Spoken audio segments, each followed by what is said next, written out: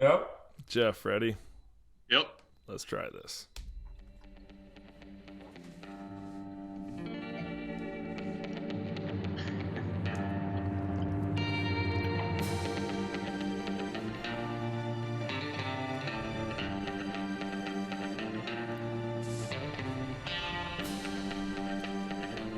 Freshly picked and ready for consumption. Here comes another round of the Radishcast. Special bonus Radishcast coming in for you. I'm your host, Mike the Exalted Archduke Fisher. Along with me, as always, is Nick Spill Stoll. And Jeff, Mike didn't prepare anything this week. Gregory. So let's turn some rumors into facts. It's a lot harder to read that when you don't have it written down in front of you. It's going to be a problem all show long. So we're very unprepared for today's show. Nothing really planned here except some questions coming in from the league and some random banter about how the games are going. Jeff, how are you doing this week? Your team, you yourself? Doing good. Yeah, I'm doing good. Sat in front of the TV for about, 10 hours straight here now, so my ass is getting a little sore from the couch, but overall it's been a good day. Can't be mad about that. That's it's solid. I had to watch half my games in the car today. Had it live on my phone, and it was sitting up on my dashboard, so couldn't see how fast I was going, but I could watch football, so that's what really matters. Nick, what about you? How's your day going?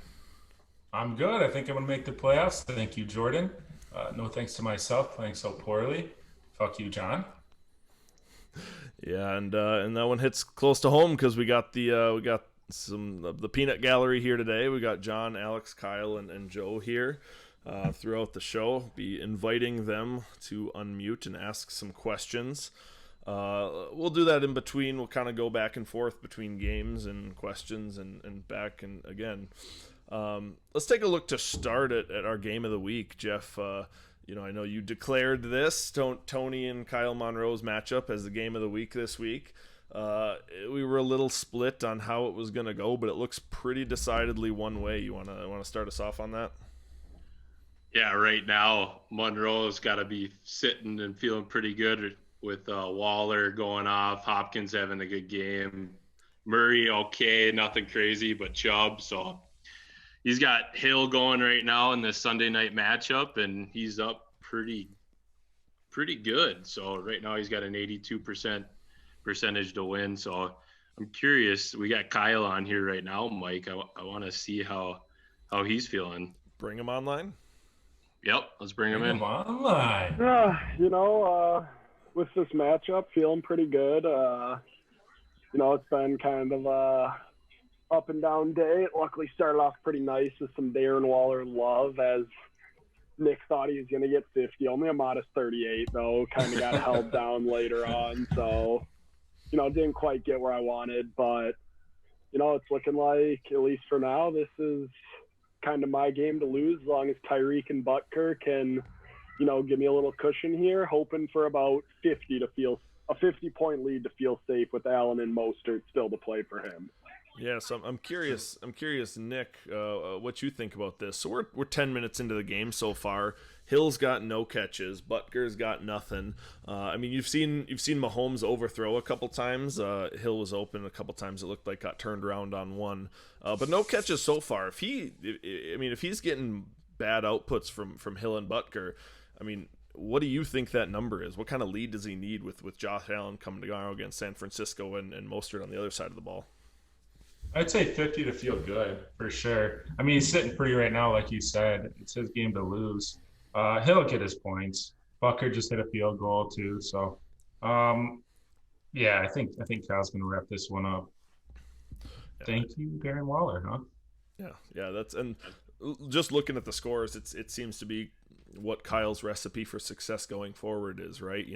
Everyone on his team's got a baseline and usually gets 10 or above, and he's just got to hope one of those guys hits for a huge day. So clearly that happened today, but you never know. Josh Allen could get a couple rushing touchdowns and end up making it a little more interesting, although it's looking kind of decidedly one way so far. I would not want to play him in the playoffs. Yeah, I'd say that's probably the truth. So with that matchup out of the way, we'll jump over to a question. And this question was actually set in ahead of time by John Lamers. I know he's also sitting right here, so maybe at some point he'll want to pop in on this. But the question is, for the three of us, who are we hoping wins the consolation bracket? So winning being not being able to get a win and get out of it, and being the ultimate loser, the toilet bowl winner. So who do we want to see? So I think that's kind of a combo question. It's kind of got a little two sides to it, right? It's not only who we're hoping loses, but also who we're hoping has to make the 3-minute hype video for the league next year and get to see someone's either really good or really terrible editing skills on display. Nick, who do you hope wins that consolation bracket? So for the best hype video, it'd be nice if you did it, because all the editing you do here. But I kind of want to see Jeff. Jeff or Jordan, but I think Jordan's in a good spot with McCaffrey coming back. So I kind of want to see Jeff. I'm gonna be rooting for Jeff to lose, I think. Okay, Jeff. What about you? What do you think of that? First of all, putting you on blast a little bit for a funny video. I am absolutely terrified. I do not want to do that hype video one second of it. So I will do everything I need to do to not be in that video. But I think it'd be kind of funny to see John try to do that with the editing and do the hype video. So I've been hating on John the last like 6 weeks now, so I'm just gonna keep on riding that train. Yeah, I'd have to say that for funniness, it'd have to absolutely be John or Jeff. One thing I think would be really interesting is with how today's games are going, and we're going to see it in a minute. Maybe Troy missing the playoffs ends up taking that home, and we get a few ass tattoo shots in the video, and we get some maybe some anger coming out at the rest of us for how much we've been putting them on blast lately. So that'd be an interesting one for me as far as how that would look. Troy trading all his picks away, doesn't make the playoffs, then loses and wins the toilet bowl. That's insult to injury, man. That's brutal. Yeah, that'd be a really interesting one to me. Yeah, I don't know. You guys got anything else to say on that question? That question submittal? Let's ask John what he wants to see. John, who would be? We'll take you off mute. Who do you think would be your ideal person to see lose that? I think I want to see Jeff lose it he's been rooting against me since, week 6. But I want to see Joe's video. I think that might be on par for how bad mine would. I think mine might be the worst, but Joe would be second worst. Those shoes, for sure. He'll put those in there. Yeah. That would not surprise me at all. I think, Mike, you look at these guys that are kind of in the contention to be doing this, and of the people that I think would put a pretty good video together, I think it'd be you and Troy. Yeah. And then everyone else would struggle pretty much. I think that'd be the other nice thing about Troy is we'd get a lot better quality video than we would out of some of those other people. Or effort. Yeah, that's really going to be the thing. I can't wait till it ends up being Jordan and we get like something he just like filmed in his backyard on his phone 20 minutes before. On his DS. On his DS, yeah. Oh, so yeah, that's going to be interesting, and it's going to be Jeff. You really got the odds stacked against you with that first round bye coming your way. So I know, not looking forward to it. As much as we all want to see you on there, your chances are dwindling. So since we're kind of already on the topic, why don't we jump into the next matchup, and that being Jordan and Troy, and a game we all expected to go one direction, and it could not have gone, more in the other. Really, I mean, we're sitting right now at 112-51, and the most interesting part of this is, we expected Troy to do really well. We liked his matchups. We expected Jordan to kind of struggle with some of his matchups, and it's both ends of it. It's not just that Jordan had a crazy week, and what are you going to do? It's not just that Troy had a terrible week, and what are you going to do? It's both happening at once. I think that's the most interesting thing, just a sign from the gods that Troy's ass just really needed some graffiti on there. Either you want to take this over, what you're thinking about this? Yeah, right now, there's no question. I mean, Jordan's going to win this. Troy, he doesn't have a shot at all. I mean, Mahomes, we were joking in our text messages, Mahomes would have to put up probably 70 or 80 points just to even put it close to this matchup. So we were all hating on Jordan and telling him which, basically getting ready to pick an ass cheek and start shaving. But in all reality, now Troy's got to start shifting and thinking what he wants to do with that. So thinking about which side he wipes on. Yeah. Don't take my advice, Troy. I obviously don't know. Straight down the middle is what Nick does. So. Yeah, if I lift the balls, I don't even have to lift the balls. You actually lean right backwards. You actually like put the pressure on the back and just kick both legs up in the air. But, get in there. Are you wearing pants? You might not be wearing pants. Dude. No, this one was a big shock, though. I mean, we knew Jordan's team was deadly if he got his players back and healthy, and I think he's 1 week sooner than what we all kind of expected. So yeah, that was big. It's such a perfect storm too. Like we said, everything going wrong for Troy. I mean, look at New England, just special teams touchdowns and quick scores and defensive touchdowns just nonstop. And so they get up so big that James White, what do they need a pass catching running back in the game for? Christian Kirk, the Rams really put it to Arizona for a lot of that game. Kyler didn't play great. Tyler Boyd getting ejected for fighting right away early in the game after he had a huge touchdown catch. Which is that was pretty he was weak. respectable. Yeah, a lot of those ejections were pretty weak. I didn't know about that, but I am so happy Jordan won because my team was performing like shit. I was cheering on his team so hard. So this is so Nick, this is the game that if it had gone the other way, you would have fell out of the playoffs. Yes, yeah. With my loss and Troy winning, my chances were like nothing. Right now, as it stands, if Troy would have won, I would have been out of the playoffs. Yeah, that's crazy. That's absolutely nuts. Like how sure we thought this matchup was and how many things are kind of going to be affected here and what kind of dominoes are going to fall because of it. So yeah, that's super interesting. I'm curious to see, when all the dust settles where everybody's at. We'll do the same thing. Jump over to the audience. Next one on my list looks like Mr. Alexander Delano Bitch for the week. He is available if he's got any questions. If you don't, maybe just a comment on some of the happenings this week. I don't know if I have any questions for you, but I will say I kind of before we kicked off, I've been trying to put myself in Troy's shoes all day long. Every time I do it, I just die laughing because I just cannot. I can't imagine how mad he's got to be. George's gonna have 2 wins on the year, and both of them come against Troy. One time, one of those, George goes for 154. You're not gonna win that one. It's fair. George came to play, but then you have today where it's 8:00 and it's 8:00 on Central Time, and he's barely breaking 50 points, and he's got one guy left playing here. So like that's not good. I don't know, man. That one's hard to swallow if you're Troy. Derrick Henry was in negatives for an entire half of the game. Yeah, -0.2 or something with that fumble. Oh man. That's and brutal. they got the break speed off of him too, so that didn't help anything for him. Yeah, they didn't have him in run the ball at all. Yeah. Losing to George twice, missing the playoffs, ass tattoo. It hurts. To be fair though, if you lose to Jordan twice, you probably don't deserve to be in the playoffs. So.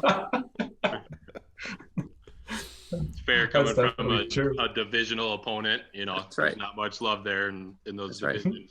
A division winner, matchups, so. Unfortunately. That's right, division champion, Jeff. So Culy, I got a question for you while you're here. And since Monroe's looking to be a division champ, we can look to him afterwards. So now that you've got the division, all but locked up, even after you lose to me, you'll still have it locked up. Oh. So, one of the perks of being a division winner is you get to name your division next year. Have you put any thought in? Did you remember that was? I forgot about that. I've just been concentrating on winning fantasy football games, Jeff. I hadn't even put any thought into that yet. I didn't even realize that's the case, but the possibilities are endless. That's that's a great question. I'm gonna have to put some thought into that. Yeah, so that's got some time to kind of come up with something pretty creative, and I'm sure everyone will be tuning in to get a good laugh out of that, Cools. Yeah, and this Tyreek Hill almost getting like a bomb touchdown here. And I'd invite Monroe in, but I don't know that he can talk right now. I'm watching his face. He's so sad. He caught it and they didn't challenge it. Like, it tipped off the defender's back and they didn't challenge it, and it never hit the ground. Oh, I'm sorry from me, and I'm all rawed. Oh, he did catch it. I thought he just dropped it. I'm all rawed up pieces. Oh my gosh! I would have clinched it, buddy. You still got time. He wants it to get closer, I guess. Maybe I shouldn't ask him what he'd be naming his division until Tyreek catches a couple more balls. Yeah, Tony's still got a shot in this one here. I don't think we can Josh Allen count him out yet. Josh Allen can put up 35 like nothing, so I mean like something, but definitely something. I mean it's not nothing, but I think Mike, I think we got to talk about yours and Culy's matchup here right now, and I want to hear Culy's defense and kind of his pitch to Coach of the Year, because he's been talking offline how he's working hard and has to play certain guys and they're performing and just average. So I want to hear what he can come up with and kind of defend his Coach of the Year pitch right now. So yeah, and I've got it. I've got this matchup live up here. So before I'll maybe give a quick breakdown and then hand it over to Culy to give us a little pitch. But so our matchup right now is sitting 50% dead even as far as chances to win. So I'm up by about 16. He's got Kelsey going right now, and then it's going to be a huge Tuesday night for us. Lamar Jackson, CeeDee Lamb, Hollywood Brown on his side of the ball are those two. Hollywood Brown and J.K. Dobbins and Ezekiel Elliott on my side of the ball. So there's going to be a lot of points going up in that last game of the week. Tuesday is going to be intense for both of us. But to that point, Culy, we've given you some credit, some hate on the show as far as you are sitting 7-5. You have lost your first draft pick to injury and in Barkley. So other than those, what do you think? What's your pitch? I know you've been rehearsing it for a while. Let's hear it. Rehearsing it. Rehearsing is a little strong. I've just been making my case. I've just been writing it in the back in a notebook. Folds it open. I mean, like let's just put a little contrast between myself, who lost their number one draft pick in week 2, right? Like the first quarter of week 2, and Jordan, who's been without his number 1 pick for basically the entire year, right? Jordan goes 2-11, and I win a division, and probably I'm going to go 8-5, after Tuesday night. The number of times that I've had to put a lineup out there with a 24th round draft pick being my leading scorer, along with a 15th round draft pick kicker, I think says everything you need to know about it, right? If you look at my scoring breakdown just about every single week, I got Lamar, who's underperformed all year long, right? Yep. My best players have been a tight end and a kicker, which is impressive, but been pretty consistent all year long with the tight end and the kicker. And every single week, just about every single week, if you go back through my scores, I've had probably at least one guy somewhere in the 0 to 5 points range. And yet I'm still, I think I'm averaging like 110 points or 105 to 110 points per week. Right. So I saw that look on your face there, Mike. I don't know what that was for, but that was a burp I was releasing out the side so it didn't go in the microphone. Okay. I thought you were questioning my scoring average there. But well, this week again, you got that guy that puts up 0 with Frank Gore going out pretty early in that game, and first carry, he had 1 carry for 2 yards and got a concussion. So I had to make a choice. I was either starting Gurley or Gore, and Gurley's going up against New Orleans defense. Last time he played him, he got 3 points. And he's got 2.5 only this week, so it's not like you made a bad choice. Yep, I just got really unlucky because Gore should have been a decent floor guy. Should have had like 7 points, just being the lead back with P right now. Look at Ty Johnson, who took over after he was out. He had over 100 yards and a touchdown. Right, so that could have been Gore, right? And that's what I was looking for, but I didn't get it. Then, you guys threw a little shade at the Corey Davis acquisition, earlier this He's year. But wrong. Look, Corey Davis has been very solid, Very solid all year long. That would As be the solid as strongest. Justin Jefferson. Yeah, that's what hurts. That's just what hurts. Is still I gave that up. I'm not sure I'm happy about it, but at the same time, I don't feel like I just got killed in it because Davis had one dud. He was out a couple games early for injury, but when he's been playing, he's been probably averaging 10, 12 points a game. And that's pretty much all I need. If I can just get my receivers to 10 points a game, I've got the rest of the guys to get me to about 110, and clearly that's been good enough to win.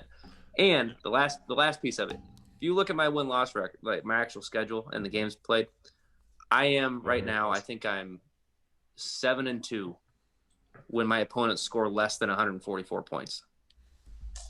I mean, that's pretty solid, right? Like, Yeah, you're not going to win solid. very many games when they're putting up 144. Right. I mean, those are losses probably, right? I mean, Monroe might win those because Monroe's GM of the year right now, right? But like 7-2 with the issues I've had to deal with, 7-2 against non 144 plus point scoring teams, I think is a pretty damn good case, and winning a division. You know what I wish I had on my soundboard right now is I wish I had the music that they play in those like sad puppy commercials. Yeah, that would have been perfect. Because if I was playing it over this, it would just like enhance that whole story so much, just slowly fading it in. That's my case. That's my case. Cool. Coach of the So year. you think Corey Davis is going to do anything in the coming years, or you think this is a one-year kind of thing? I don't know. I'm a little bit worried about the coming years because this is a contract year for him. I think he's a free agent next year. So I mean, he's been balling out. Brown hasn't been there the entire year, so it's been nice to kind of have, he's been getting some more targets probably than we were kind of expecting. But I don't know, man. He's been really, really solid. So I'm hoping he can carry it forward. Tannehill doesn't favor one or the other. Like he throws them. Which is okay. The thing with Davis though is like when he's catching balls, he's catching them for 30 yards, right? I mean, they're not just little dinkers and dunkers with 2 catches for 15 yards or something like that. It's if he's got 2 or 3 catches, it's still 50 yards or something like that, which makes him I'd be surprised if they let Davis go because I do think he's a pretty good complement with AJ Brown. I mean, those two guys are both big, strong receivers, pretty athletic and fast. So.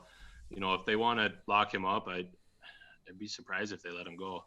I mean, he's got talent, right? I mean, he was a top 10 pick a few years ago. So, I mean, he's got the talent. It just hadn't quite materialized for him so far. But at the same time, year 4? Yeah, year 4. But who's been his quarterbacks? I mean, he had Mariota, and I mean, Tannehill's a step up from what he had. So, I think Tannehill's solid.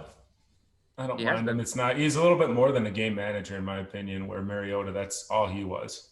At his best, he was a game manager. So cool. I think the other point too is your picture in your profile for Grizzly Adams. That definitely is a nod to your favor. So that was I was very happy with my choice on that one earlier in the year. And knew I was never going to change it, so probably won't ever change. Actually, it's a solid picture there, man.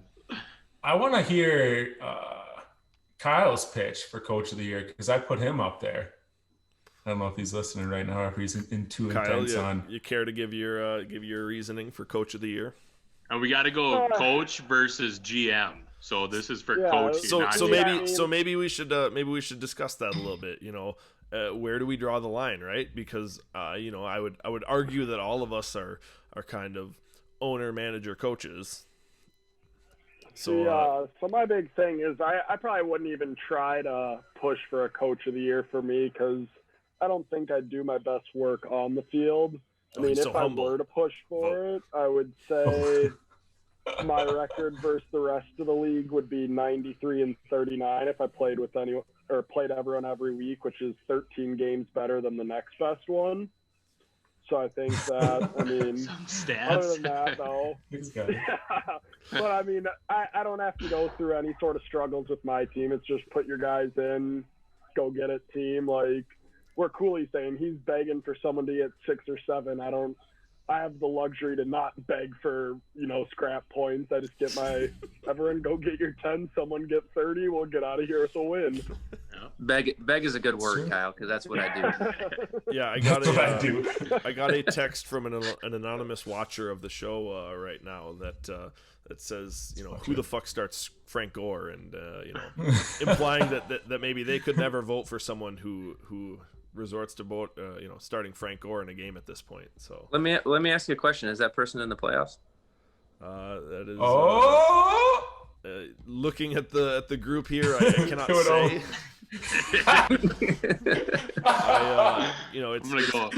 I'm sorry. I'm bound by host watcher confidentiality.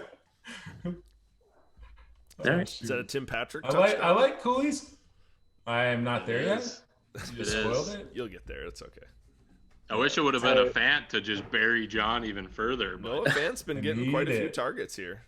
The only thing I will say, while starting Frank Gore is gross, at least they didn't start Kyle Juszczyk. Anyone who's ever started a 49ers fullback in a game against me does not deserve to be in the playoffs.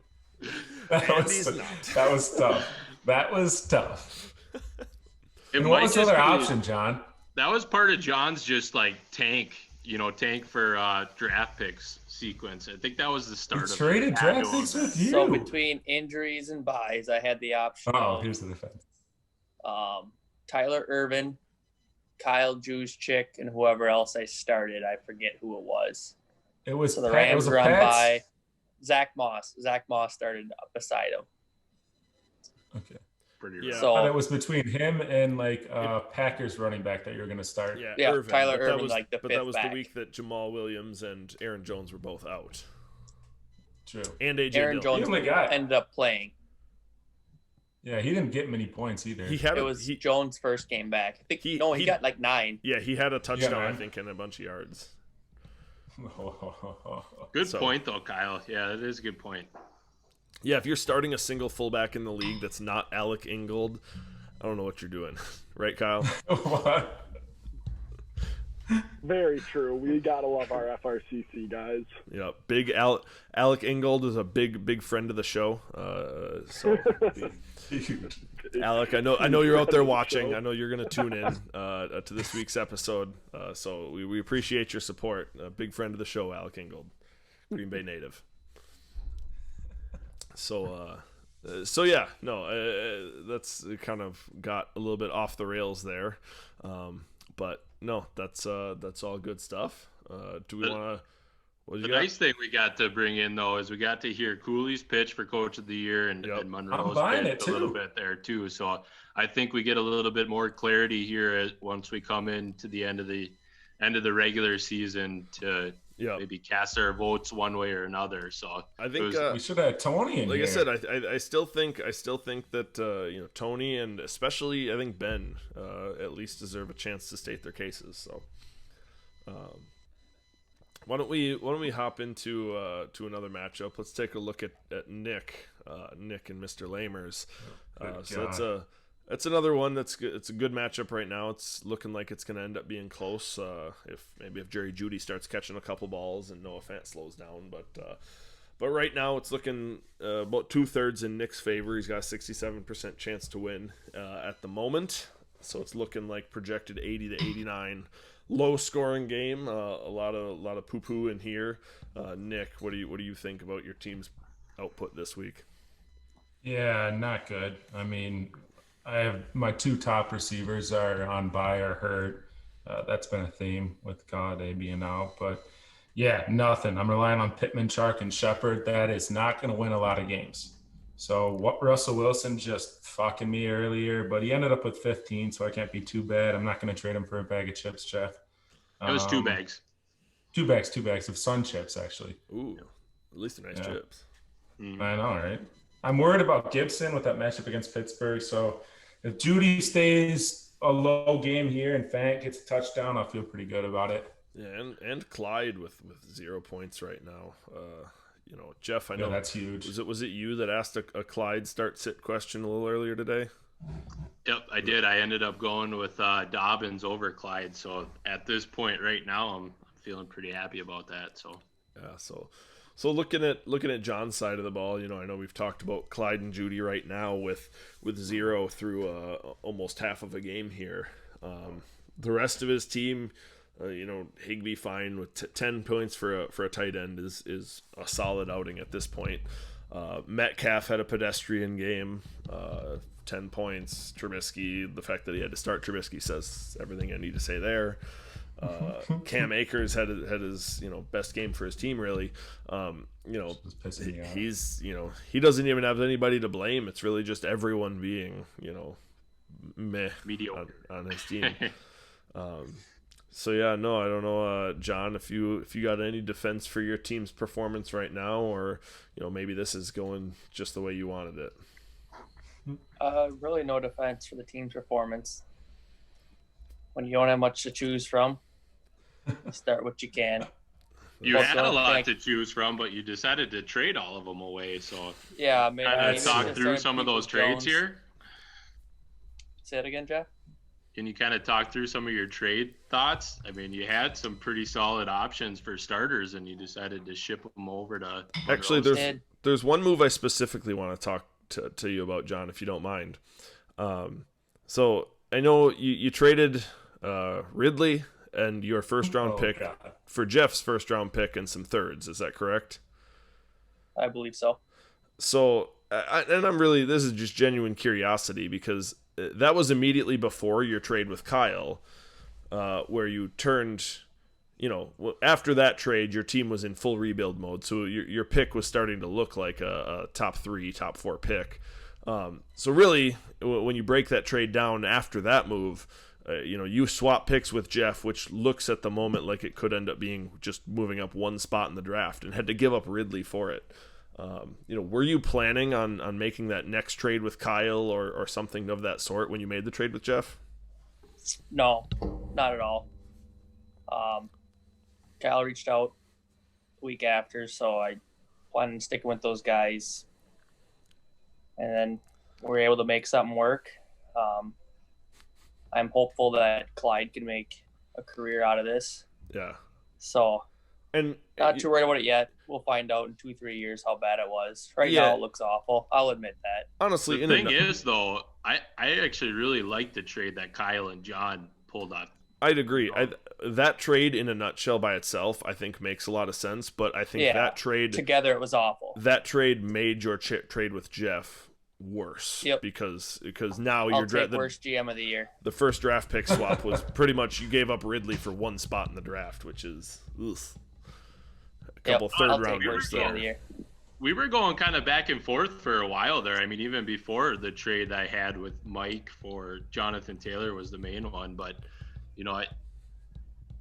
there was a lot of people being thrown around. And then, do you think the deadline coming up because I think we submitted this with almost 2 minutes before it came up. Did that have anything to play with it? I'm sure it could have. Not sure. I didn't plan on going into full rebuild at that point either. Yeah. Wasn't a fan of Calvin Ridley and his injuries he had going. So. Okay. Because really, at that point, you were probably looking, maybe sneaking into the playoffs mid round at worst, So.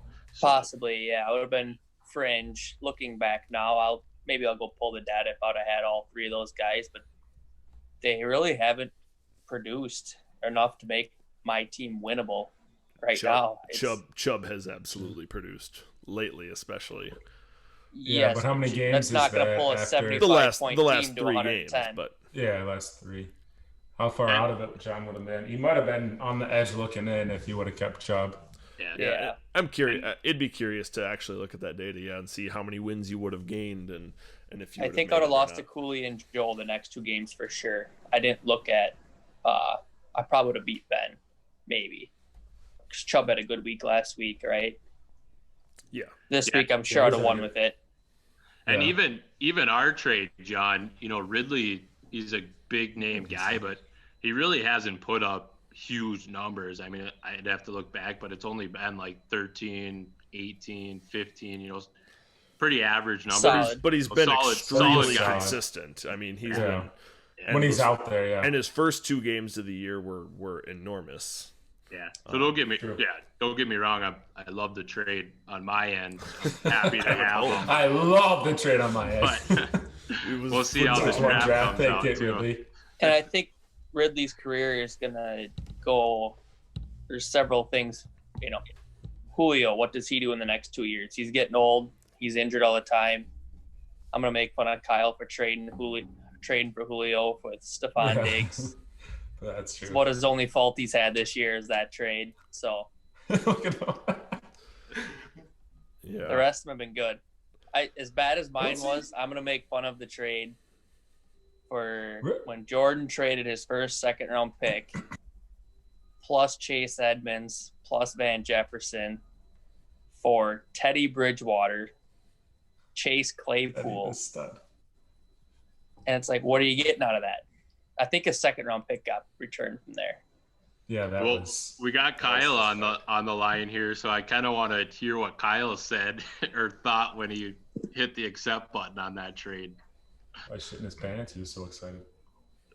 He was probably that had a timer set for the 24-hour, counter period, and as soon as that hit. Yeah, and I know that trade really kind of broke down, to you're kind of valuing Chase Claypool as like a high first round pick, and I don't know that he quite garners that. So yeah, I didn't. And he was coming off 2 or 3 consecutive great games, but maybe if you saw him as a breakout candidate, I didn't see it. I don't.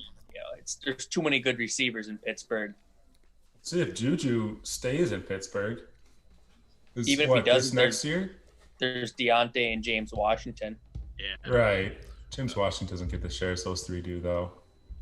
He will if he's a good receiver, I think. I think he's good too, but he just doesn't get the share the other 3 do. We'll see. I don't know. Juju is a free agent this year or this year. This upcoming year. This is his final year. I've been searching free agents coming up to see who to pick up for backups for the guys who could leave their teams. Oh, look at John putting giving you guys some help for the here. future. Giving his strategy away. That's confidence. Hey, John, who are you going to draft with the first 2 picks?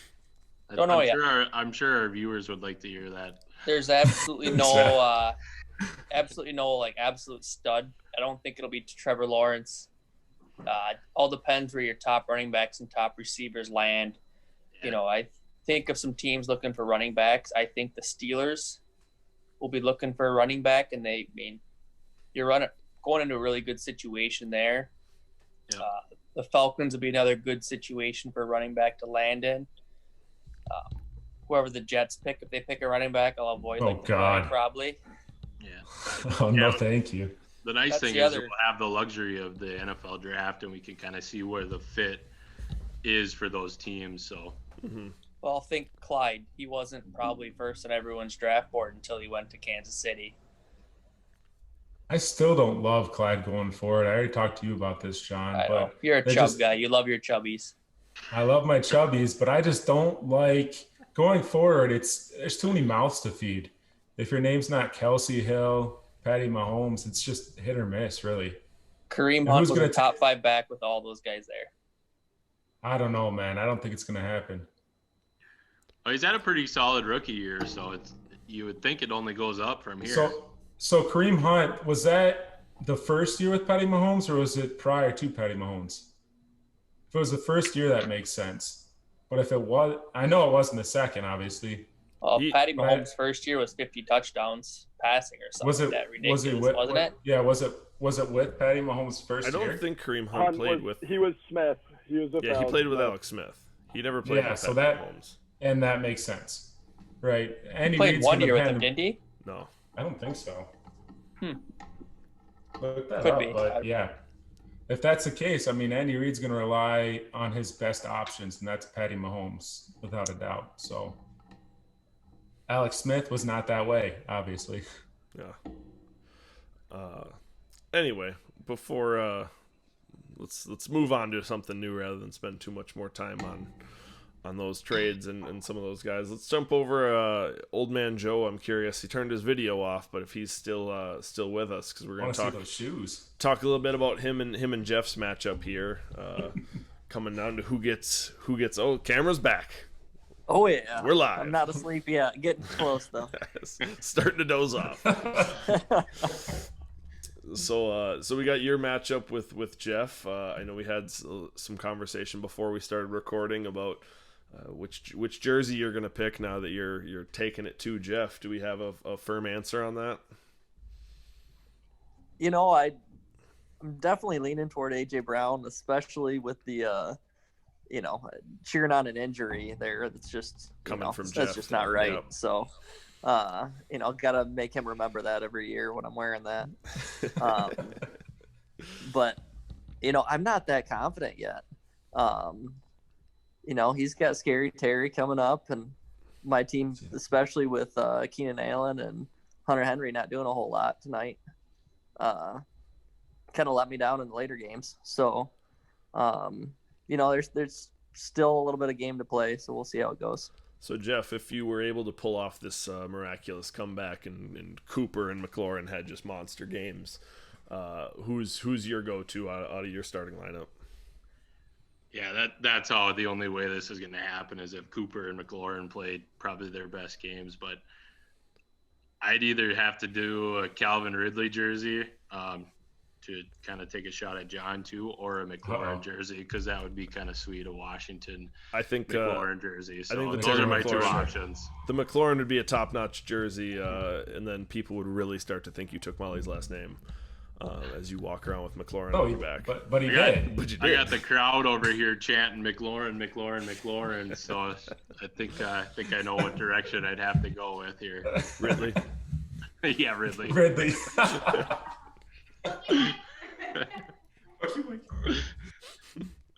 But no, I mean, big friend of the show, Molly McLaurin, Molly Gregory.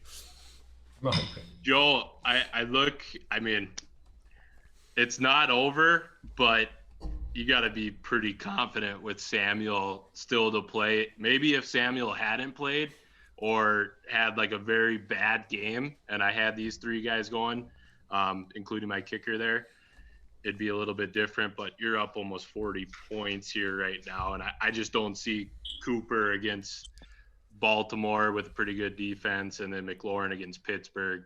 Both of those defenses are solid. I just don't see those guys putting up monster points, but you never know. Tyler Bass. Yep. Tyler Bass has a 23-point game earlier this season. Yeah. He could Young Wei Koo it. Yeah. I want to go back to that. I love how Culy was like, yeah, my kicker's scoring a bunch of points, and that was a coaching decision. Yeah. Like, what? That's so lucky? Shut up. Like Mike said, it's coach, GM, player. I mean, it's all wrapped up into one. It's wrapped into one when it benefits him. That's right. Yeah, right. That's exactly right. But when you want to make Kyle coach of the year, then they're not wrapped up at all. Of course. Hey, cool. Did you draft him, or did you pick him up on the free agent? Yeah. Oh no, he's been since day one. Grizzly Adams. What'd you see in him, man? How'd you know he's gonna go out for 20 most weeks? I not 20. I was hoping for a solid 12 ball every week, but I gotta say, Culy he has been known to love his kickers. I know college team names were the Great Leg of Zerloin, and Culy has always been a subconscious fan of kickers. Look, they're an X factor. You get the right guy, they're an X factor. Can't compete with a kicker going for 20. Yeah, that is a plus. Can I request some data for our next Radishcast of? Can we get every team's average kicker score per week? Because there's some skill involved in the kicker. I mean, let's take a matchup. Let's pull it up right now. I'm pretty sure those stats are pretty readily available. So, Jeff and Nick, why don't you riff with each other for a little bit while I get these pulled up? Well, Mike, and even if you can't get them up, John, we record on Thursday night, so if you just want to send those over to us right before, we can always just run that live for you, bud. But I got to run all my matchups that I had with my 3 receivers. I got rid of, or 2 receivers and Chubb. You got a deep dive going. Yeah. I want to see. Where did you see that information, Mike? I know you said a talk between us. The coach. Yeah, no, that's fine. I'll just just do everything, man. What was it? Yeah, the coach of the year stuff. So yeah, it's talking under about those stats. It's under standings and then manager stats. So here's something interesting. Young Wei Koo, not even a top 5 in points per game from the kicker position. Does that hurt or help Culy's case? So points per game. Looks like 8.8 with Will Lutz, Harrison Butker next, 8.6, Justin Tucker, Ryan Suckup, Jason Sanders, And Youngwei Koo is sitting there. What is that, 6th? Who's always solid though, isn't he? I mean, his floor is pretty much 10. I feel like. Yeah, it feels like it. Or well, he had 8 as his average, so it couldn't have been his floor. But you know what I'm saying? It's still pretty high. Nick, your boy Rodrigo Blankenship, sitting there right there with 8 points per game. I have both of those guys. Suck up and Blankenship, man. Can I be coach of the year? No. No. No. Oh God, no. Can I be coach of the year? But guys. 3 losses going into the playoffs, just backing on in. Thank you, Jordan. George's league MVP this week. Like it's impressive. Entertainment value alone, for sure. And I thought he was so nervous all day long. I don't know if anybody else was texting him. He was so nervous all day long. And when T.Y. Hilton and Crowder started going off like early on instantly and on his bench, I was like, oh man, the dude's done. But yeah, his team put it together. It was an all-around good week for him. That's good stuff. So, Joe, do you have any pressing questions for the Radishcast? You know, I asked one earlier before the show, and I kind of forgot it already. So I don't know if you remembered it, but does if not, anyone remember what the question was? I had one. I don't remember it. Does somebody got it? No, I was going to ask a different one in its place if you didn't have another one. Okay, so I do have one other one that I just thought of. All right. So we've been talking a little bit about Coach of the Year, GM of the Year, and that type of stuff. Are you guys going to have a worst coach and a worst GM of the year as well? So let's brainstorm a little bit. I don't see why not. I don't know that we've the three of us really need to sit down and do our planning for our playoff primer episode, where we'll probably give out some of these awards. But I would think worst coach would definitely be a good award to have. Either you two got any other ideas for awards, or anyone from the Peanut Gallery? Yeah, we definitely have to do worst coach. So that's already, if we do best, we got to do worst. So there's probably only a couple candidates for that come to mind. You know, myself, Jordan, me, John, Mike. You might even be thrown in there too. So like the bottom 4 seeds probably would take. Do you take into account rebuild years? Are you going to distinguish? Go ahead, John. Are we going to distinguish GM versus coach, or it's all in one? That's the other thing. I think we should just combine that to one. But personally, I'd like to stick to a select few awards, not have too many, so that they stay nice and prestigious, rather than if we have 6 awards and half the league is winning something. That's true. Well, it's not nice to win worst GM coach combo. I mean, that's not something you want to do. Unless you do. Still to hang something on your wall. Still an award. Yes. You can be an award. No, but to answer the question, we would definitely have a worst coach of the year, worst coach GM of the year. Yeah, and honestly, any other segments, maybe 1 or 2 other good awards to give out would be nice to find too. So might have to throw. What do we have right now? Best coach, worst coach GM. That I think just those and 2. That's all. So Radishcaster. Best Radishcaster. We got best. Jeff. Oh, dude, my picks this week don't look too good right now. So no, we'll see.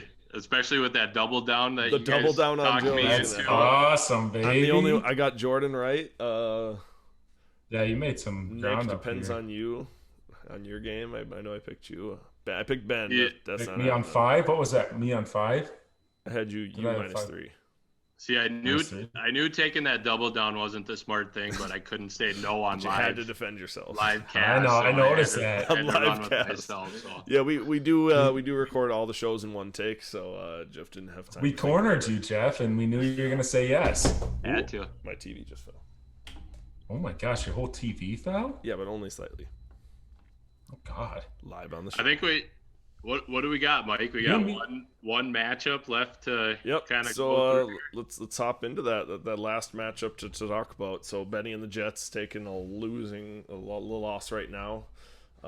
84 to 132 to Stankowski's team. I don't know that he's going to recover from this one. He's down to a 1% chance to pull it out with only Diggs left. Diggs has got it. Diggs has got it. Diggs with it looks like 50-point game. If Tyreek can do it, I don't see why not. Nick, I know you had some playoff scenarios, or especially Joe, that really required Stank to lose. This being Joe's only chance to get in. Yeah, with how everything's shaking out right now, the only chance Joe gets in the playoffs is if Stank loses. So Joe is not in the playoffs. You tried your best. You'll be the top seed of the consolation bracket, though, for what that's worth. It's worth something, I suppose. It's worth something. Yeah, but you look at Kyle's team, I mean, holy crap, his team all around just performed. I mean, Nelson Aguilar almost had a touchdown there at the very end if Carr doesn't overthrow him, and his 5.8 goes skyrocketing up there, and he goes from 132 probably into the 140s range, and it's just Ben can't compete with that. Yeah, and honestly, I'd like to touch on the fact that this might be kind of a foreshadowing of Ben in the playoffs, just because we talked about this a little bit on the last show. Will Fuller, now being out the rest of the year is going to be painful. Oh my God, Travis Kelce. That's stupid. Beast mode. But go ahead and take a look at your TVs. Oh my God. That's like Derrick Henry type level right there. But anyway, but Ben not having Will Fuller anymore, his team was already kind of top heavy, and this is kind of showing. He was starting Booker this week, where that's not an every week starter. So with that wide receiver spot and that flex spot, he's somewhat limited on who he has left to fill those on a regular basis. Are you guys concerned at all about Ben moving forward? I know he'll usually have James Conner or Benny Snell for that flex spot, it looks like, but that wide receiver 3 is pretty much wide open. Yeah, that's the big thing right here. I mean, he's got Gage, Moore, maybe, probably neither of those. I'd go with MVS over all those guys. But yeah, that losing Will Fuller is going to definitely hurt Benny's team. But if one thing we've all learned about is you never bet against Benny. He always finds a way to pull it out. Benny. So I have some pretty good confidence that Benny. Yeah, he'll find a way to pull it out some way or another. He'll make a deep run in the playoffs. So yeah, it's just tough when you find teams that maybe have a pivot option or two that they can play matchups, and you are backed into a corner on playing all your players in whatever matchup, and then maybe a suboptimal player in a bad to neutral matchup. So not having that ability might hurt him moving forward. But still be curious to see. It's funny how one player can shape the whole dynamic of a team. So yeah, and this might be one of those situations where we see in the NFL where a team already has their spot kind of locked in. They're in the playoffs. They're kind of just coasting, maybe resting their guys, and this might just be Benny's week to rest all of his players before he gears up for the playoffs. So you never know. Yeah, he's got to bye, but then he's got to play either Stank again, and the way it's looking, Tony. So that'll be tough. Won't Benny fall to the 2 seed with Kyle winning? That's true. That is true. So he'll play either looks like Culy or Nick. Which yeah. So that ain't bad. He has a chance. To that championship week if he plays me or Culy. Sorry, Culy, I'm just saying. But anyway, I don't know if there's any other questions from the league. Otherwise, we can probably look to wrap this up with all the games covered and the Sunday night game going into halftime right now. I don't think it's a question for tonight, but one topic I think would be an interesting cover is the piece of all of this that I've been struggling with all year long. And I've talked to a few of you guys about it, but like I am so interested to see what the real value of the draft picks that we have are in these rookie drafts. Oh, yeah. Like long term, because it is, especially in this first year, it's so hard to value those draft picks and figure out if, like, I can't decide whether, I mean, look, I'm 7-5. I very easily could have been 5-7 or 6-6 or whatever at this point, right? And like, I made a conscious decision, I don't know, a month and a half ago that, you know, I wasn't going to try to go and sell the farm to get more draft picks. But, and part of that is just because it's so much of an unknown for me. I can't figure out what it's actually worth. And I can't figure out how deep that draft ends up being and how much value you get out of anything outside of a first rounder. Yeah, you know, and it's a really interesting question to me, but it really is, because, you know, part of that boils down to even the philosophical level of, you know, your trade could be, you know, let's look at, you know, some wide receivers in the first round a couple of years ago. You could get DK in the first round of the draft, or you could get N'Keal Harry. So, yeah, you know, when we, you know, maybe a year or two from now, we look back at some of these trades, it's going to be like, oh, you know, you traded, when you can actually put a name to it, and you put N'Keal Harry's name in there and realize that you traded all that for nothing. And so yeah, it's going to be interesting, and it'd be nice to get feedback from the group as a whole as to how maybe they went about valuing some of these guys in the first year. Yeah, I mean, me personally, when I was making trades and trying to move things around, I was really only looking for a first, second, or third. You know, those fourth and fifth round draft slots for me were kind of, maybe they'll make my roster, maybe not. So it'll be curious to see how well, because you can hit on a guy like Claypool in the third round maybe, and, you know, it's a game changer, but he might be the only person in that third round or even late second that actually make the starting lineup at one point. So yeah, and I will say, you know, obviously your hit rate, your success rate goes down every round you go deeper. Yeah. So, but in dynasty leagues in the past, I've seen Mark Andrews, Deontay Johnson, you know, Chris Carson late in the NFL draft. Yeah, late third. But yeah, I've seen late dynasty draft picks end up being great. You know, James Robinson was on waivers in my other dynasty league at the start of this year. But he very easily could be a fifth round pickup that you sit on until the end of preseason, and then all of a sudden maybe you find a diamond. So definitely lower rates, but there is good players down deep in those drafts. Yeah, I guess I got a question for the guys that have been in dynasties. This is my first dynasty league, but after that rookie draft, do you see a lot of talent on the waiver wires? You know, because guys got to make room for recent draft picks and rookies. Is there a lot of dropping, or do most of those late round rookies just end up right there on the free agency market? I very rarely see people drop rookies immediately after the draft, shortly after the draft. Every league, it looks about how our waiver wire looks right now. Most people choose to drop more veteran guys. Like Frank Gore got dropped at the start of this year when it really didn't look like he was going to have much of a role in my other league, because people want to keep those rookies, and they're hoping that maybe those guys are going to prove something where they know that Frank Gore is not going to all of a sudden prove to be a great value for the next couple of years. So I wouldn't expect people to be dropping rookies, 2 weeks after the rookie draft. Yeah. This year, what was that? Sorry, Nick. I was just going to say, with doing a full league draft, I think the teams are a lot more bunched with talent-wise. As we get a year or two or even 3 years out, I think the top teams are going to be way at the top, and then you're going to see some teams at the bottom that just keep getting worse and worse and worse. So yeah, you'll absolutely see that. Just as someone misses on a couple draft picks and someone hits on a couple, and maybe a trade works out really well, you're definitely going to see a couple teams emerge to be the clear front runners, and a couple teams fall back as the easy wins. So Nick, I'd like to hear just your strategy a little bit on draft picks and valuing them, and how you did that, because I believe this is your first full dynasty, correct? Yeah, this is my first one. I was talking with John about this actually, and I was curious about that because I wasn't valuing the top. After the top three, I was like, what am I going to do with the fourth and fifth round? So looking back, I was looking back at different drafts in the past, and like John was saying, Chris Carson went, I think, late third, whatever year that was. He was almost 50. End of fifth. So like those, I mean, you're not going to find it very often, to be honest with you.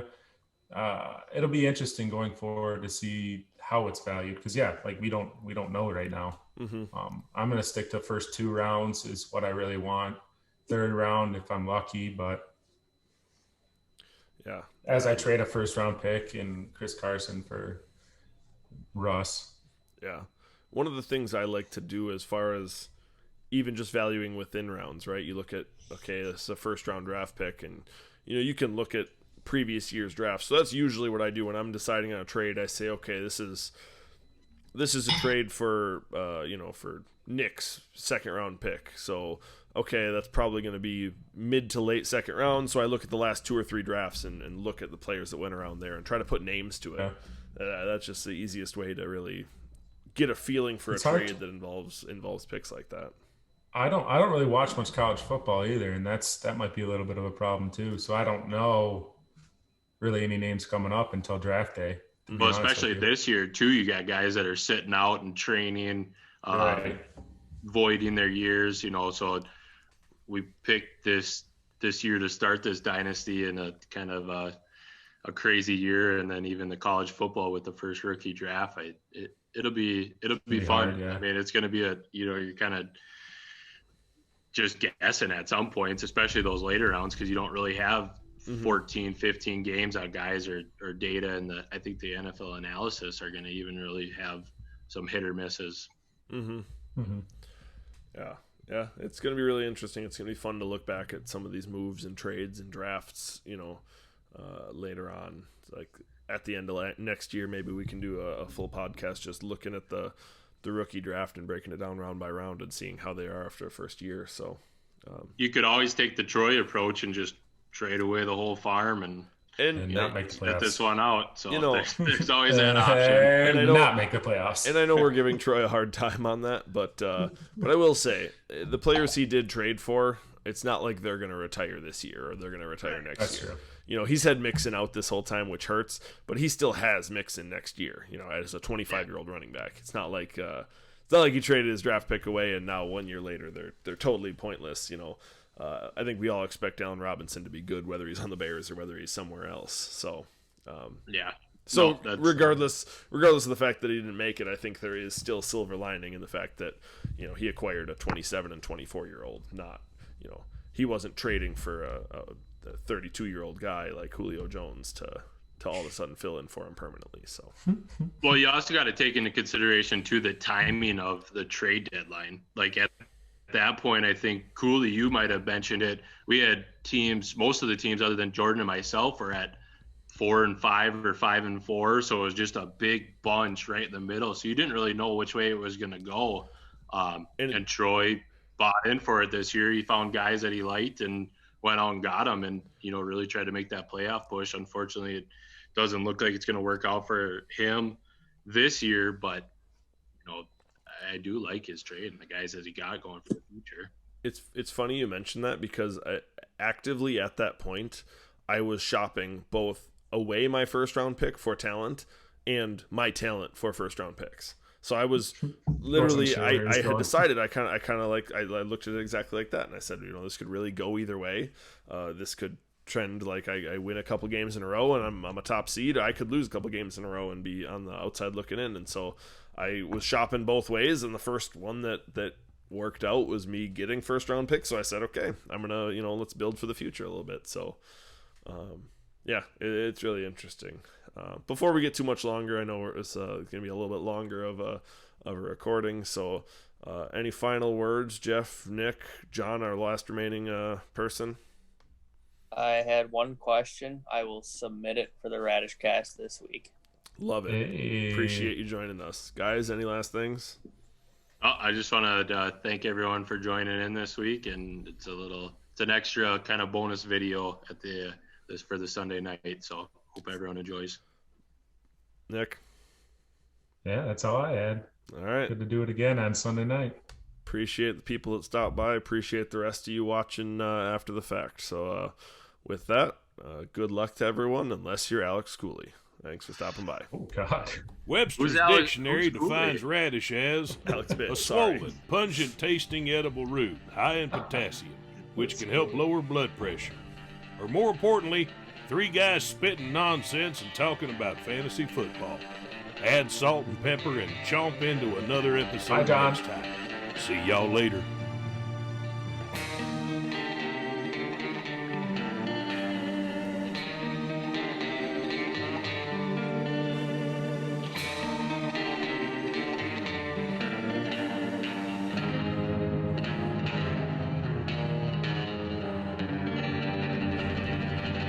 Not doing it. Not this time. Get it. No. No. No. No.